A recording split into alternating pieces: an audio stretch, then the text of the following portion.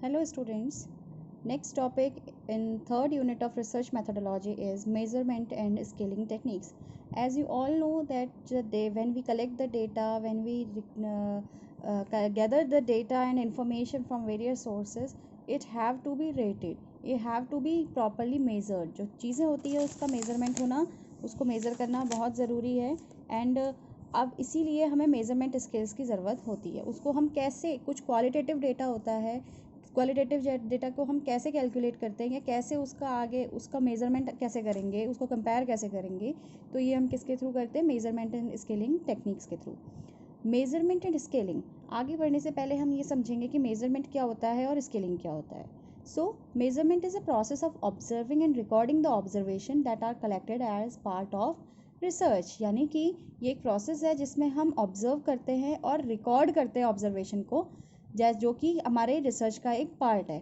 ठीक है. The recording of the observation may be in terms of numbers or other symbols to characteristics of objects according to certain prescribed rules. और जो observations को हम record कर रहे हैं वो किस बेसिस पे कर रहे हैं, या तो नंबर्स के बेसिस पे या सिम्बल्स के बेसिस पे, राइट. जैसा भी हमने अपने रूल्स में, हमारे रिसर्च में रूल्स जो हैं उनके अकॉर्डिंग हम उसको क्या करते हैं, रिकॉर्ड करते हैं. The respondents characteristics are feelings. और क्वालिटेटिव, बेसिकली क्वालिटेटिव डेटा को हम क्या करते हैं, मेज़र करते हैं. स्केलिंग एंड मेजरिंग की रिक्वायरमेंट उसी में ज़्यादा आती है. And the respondents characteristics are, respondents के कैरेक्टरिस्टिक्स कैसे हो सकते हैं, उनकी फीलिंग्स, एटीट्यूड्स, ओपिनियंस एक्सेट्रा. अब इनको रिकॉर्ड करने के लिए हम क्या करते हैं, कुछ नंबर्स असाइन करते हैं. ठीक है. रूल्स के अकॉर्डिंग हम नंबर्स असाइन करते हैं and that comes under the measurement. The rules of assigning number should be standardised and applied uniformly. और नंबर असाइन भी हम ऐसे रैंडमली नहीं करते, यूनिफॉर्मली करते हैं, यानी एक रूल के अकॉर्डिंग ही करते हैं. This must not change over time और सब्जेक्ट. और आगे जाके हम उस नंबर को ऐसे ही अपने मन से चेंज नहीं कर सकते. ठीक है.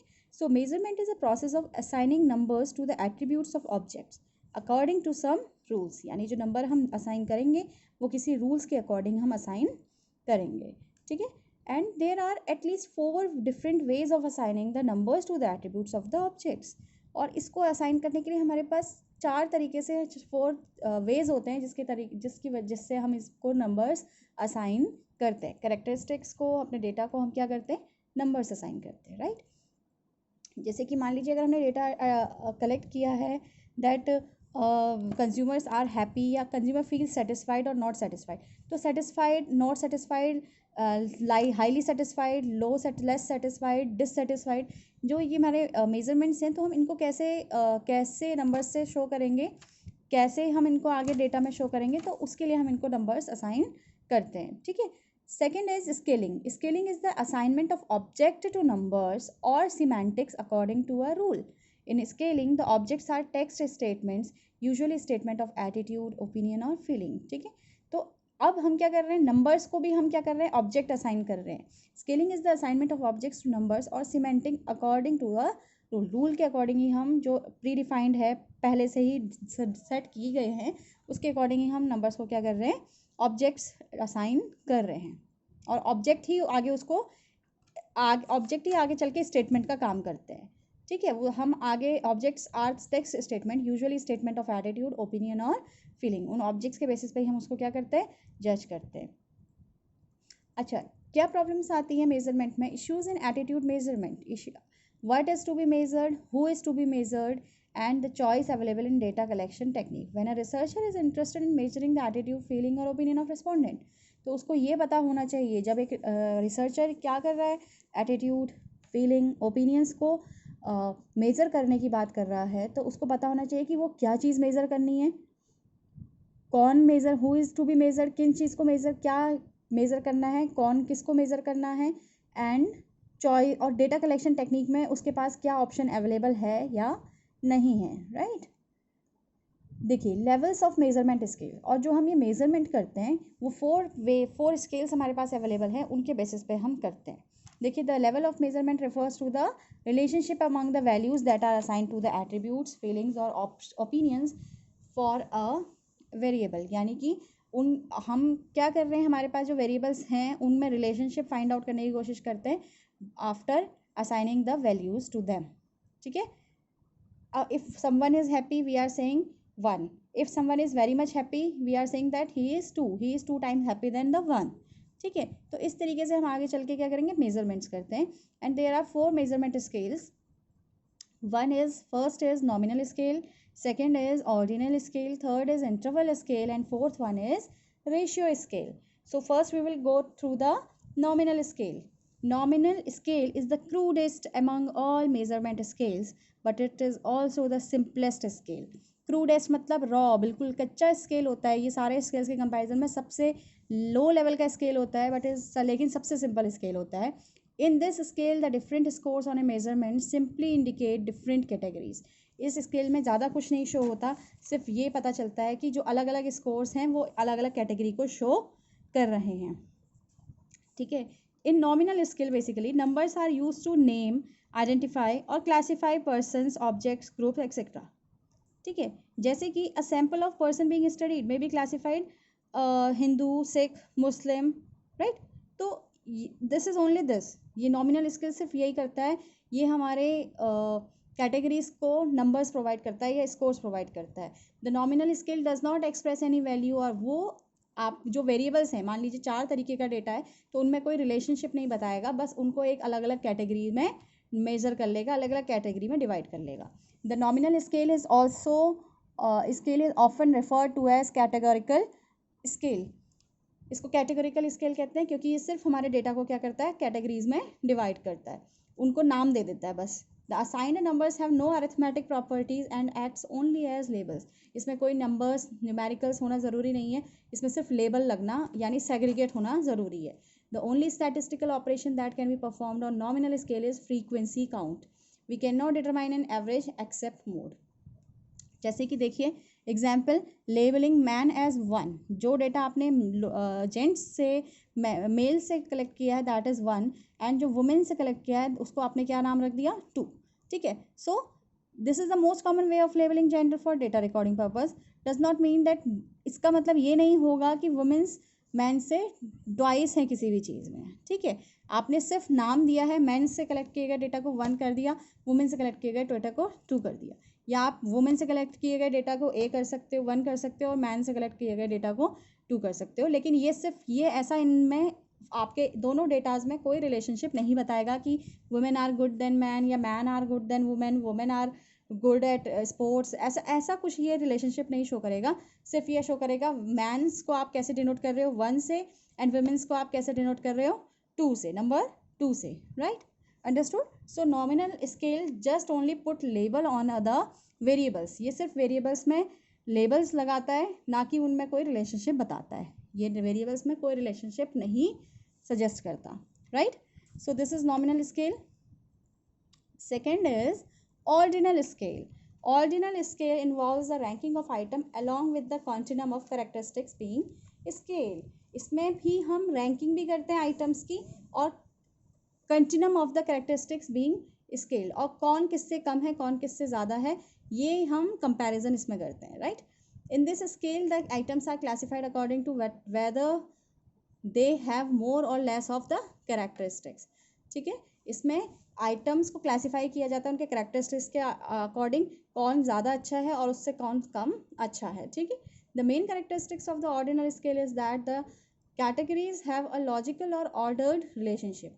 इसकी सबसे खासियत, मेन खासियत ये होती है कि कैटेगरीज जो हमने कैटेगरीज बनाई हैं, गुड, वेरी गुड, एक्सीलेंट, ठीक है, तो ये एक लॉजिकल और एक ऑर्डर रिलेशनशिप होता है. ठीक है. पुअर, वेरी पुअर, ठीक है, वेरी पुअर से जैसे स्टार्ट करते हैं, वेरी पुअर, पुअर, फिर उसके बाद good, average, good, very good and excellent. ठीक है. तो ये क्या है, एक ऑर्डर रिलेशनशिप है. This type of scale permits the measurement of degree of difference. इस स्केल से हमें क्या पता चलता है कि दो चीज़ों में अगर अंतर है तो वो कितना अंतर है. ठीक है. देखिए, this type of scale permits the measurement of degrees of difference more or less. कोई किसी से कम है या ज़्यादा है, ठीक है, ये हमें पता चलता है, but not the specific amount of difference. Difference तो पता चलता है, ये अच्छा है ये बुरा है, लेकिन कितना अच्छा है या कितना बुरा है, हाउ मच मोर और हाउ मच लेस, ये इससे कितना ज़्यादा है या कितना कम है, ये हमें इस स्केल में नहीं पता चलता, right. This scale is very common in marketing, satisfaction and attitudinal research, right. Using ordinal scale data we can perform statistical analysis like median and mode but not the mean. हम इसमें mean नहीं calculate कर सकते, but हम median and mode के लिए इसे use कर सकते हैं। ठीक है, जैसे कि a fast food home delivery shop में विश टू आस्क कस्टमर कि आप हमारे how would you rate the service of our staff, हमारे स्टाफ की सर्विस को कैसा रेट करोगे, एक्सीलेंट करोगे, वेरी गुड करोगे, गुड करोगे, पुअर करोगे, वर्स्ट करोगे। ठीक है, अगर गुड करोगे, एक्सीलेंट करो, ये क्या है, it is a ordinal scale. ठीक है, और आप देख सकते हो लॉजिकल सीक्वेंस है, ऑर्डर्ड वे, ऑर्डर्ड रिलेशनशिप है।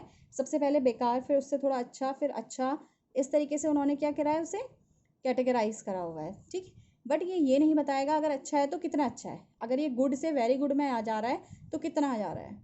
ठीक है, so this is the characteristics of ordinal scale, कि आइटम्स को हम क्या कर सकते हैं कि उससे गुड या गुड या बैड बता सकते हैं, मोर या लेस बता सकते हैं, लेकिन मच ये नहीं बता सकते हाउ मच गुड या how much bad, how much more या how much less. Understood? Next scale is interval scale. Interval scale is a scale in which the numbers are used to rank attribute such that numerically equal distances on the scale represent equal distance in the characteristics being measured. जैसे कि आप लोगों ने पढ़ा हुआ है अपना statistics में क्लास इंटरवल्स होते हैं ना। ठीक है, so this is a third level of measurement, ये भी थर्ड लेवल ऑफ मेजरमेंट है, एंड इसमें भी वही कैरेक्टरिस्टिक्स हैं जो नॉमिनल एंड ऑर्डिनल में हैं। ठीक है, this scale has an arbitrary 0 points with number placed at equally appearing interval. ठीक है, जैसे 0 to 10, 10 to 20, 20 to 30 ऐसे होता है ना, ये वही स्केल है, इंटरवल स्केल। ठीक है, a number of statistical operations including addition, subtraction and computation of the mean can be done on internally scaled data, right? The internal scales allow the calculation of averages like mean, median, mode, इसमें तीनों आ जाते हैं, and dispersion भी आ जाता है like range and standard deviation. The difference between 1 and 2 is equal to the difference between 3 and 4. ठीक है, 1 सब में डिफरेंस क्या होगा, बराबर होगा। ठीक है, 1 और 2 ले रहे हैं तो 3 to 4, 4 to 5, या अगर 2 to 4 ले रहे हैं तो 2 to 4, 4 to 6, 6 to 8, 8 to 10, इस तरीके से जो भी। ठीक है, तो हम क्या कह सकते हैं, the difference between 2 and 4 is twice the difference between 1 and 2, right? इसका मतलब हम इसमें रिलेशनशिप बता सकते हैं।